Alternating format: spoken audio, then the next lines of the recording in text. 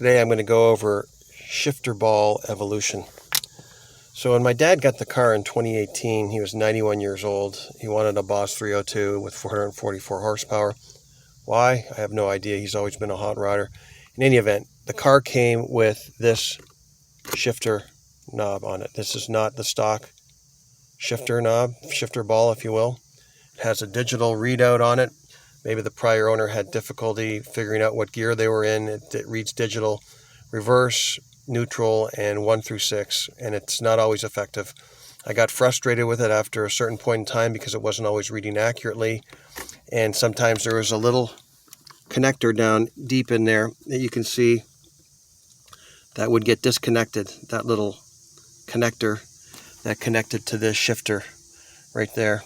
There's the little connection point for the digital readout. It's electrical. So, and this is held in by a Allen key type screw. I got frustrated with it. I said to hell with it, I want to go with OEM. So what did I do? I found OEM because I like the look of the original shifter ball on the car. Now I heard that Ford actually glued these on using Loctite, using red Loctite when they put them on the cars. So it's red Loctite, and then it would basically seal itself. And if you ever wanted to change your shifter on it, it was a major hassle to get this thing off because it was basically spot welded on there with this Loctite glue. So my approach was to start with a lighter Loctite because they come in different grades. There's purple Loctite, which is the lightest. Started with that, worked for about 2 or 3 days, and then it started to loosen. I then moved on to Loctite blue, which is intermediate strength Loctite, and that worked for about 2 weeks, and then it started to loosen. It says it takes about 100 to 110 foot-pounds of torque to get the thing off. I don't want to go to red Loctite because if I put red Loctite on, this ball will be fused to this shifter, and I will not be able to get it off in the event, and the likely event that I will be changing this out for a Barton or a MGW shifter setup, because this car still has the MT82 with all the associated problems. So what did I do? I decided I wasn't going to go with the red Loctite because sometimes they actually break the ball right off. Taking it off, they have to use a leather strap and wrap it around it and try to take it off. And to avoid that problem, I went to CJ Pony Parts, and no, I don't get any kind of kickback on this. That's where I found this shifter ball, made in the USA. That's what I preferred. I like that idea, and it matches the color of my particular Laguna Seca, which is black with the red stripes.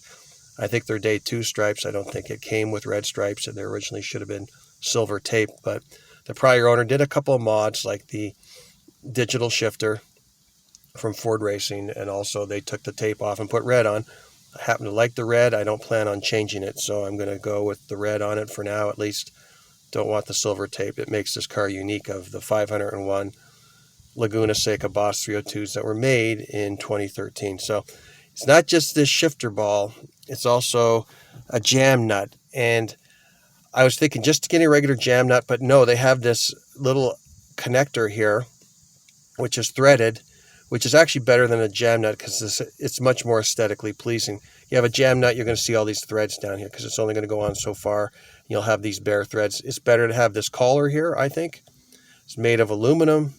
I bought this separately from CJ Pony Parts to go with this red shifter ball, the black with the red trim on it.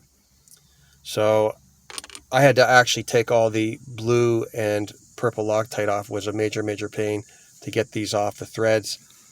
As you can see, I didn't get quite all of it off, but most of it. And I was able to put this on. So what you do is you just put this collar on. You put it down as far as you can twist it on because it's threaded. And once it's down to a certain point, you don't want it to be twisting up the leather of the shifter boot, so you twist it down to a reasonable length, enough so that the shifter ball that you're putting on will be able to thread itself on properly. And it's like a jam nut, it acts like a jam nut It's very easy to install, very easy to remove, which is exactly what I wanted in this situation. And you just thread this shifter ball on. Very nice, actually, made in the USA, as I mentioned before.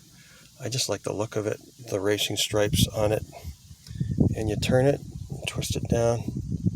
You want to turn it down too far. Turn it down, turn it down. Okay, it seems to have settled out there. Seems to be far enough. And you just give it a little turn here to tighten it down. And there you have it. So let's go through the gears. It's not quite even, it's a little bit like that. So 1, 2, 3, 4, 5, 6. Back to neutral and reverses down and over. And it works just fine. I like the look of it. I wanted to get it in black anodized aluminum, but they were sold out. The black is a little less expensive than the silver application on it, but it is aluminum. I don't know if this is something that they spray painted on or it's just polished aluminum. It's nice though. It's nice, shiny, and chrome, right? So that's it. That was my evolution of shifter balls on the Boss 302. Very happy with the car. It has 10,700 miles on it. Putting miles on in a reasonable and cautious manner. I don't want to put too many on, but I don't want to put too few on either and just leave it for the next guy. I'm going to enjoy this car while I'm still on this planet. So any event, hope you enjoyed this little tutorial, and your mileage may vary. Assume that I know nothing. I have no clue what I'm doing on cars, particularly this car, and use your own judgment. Over and out.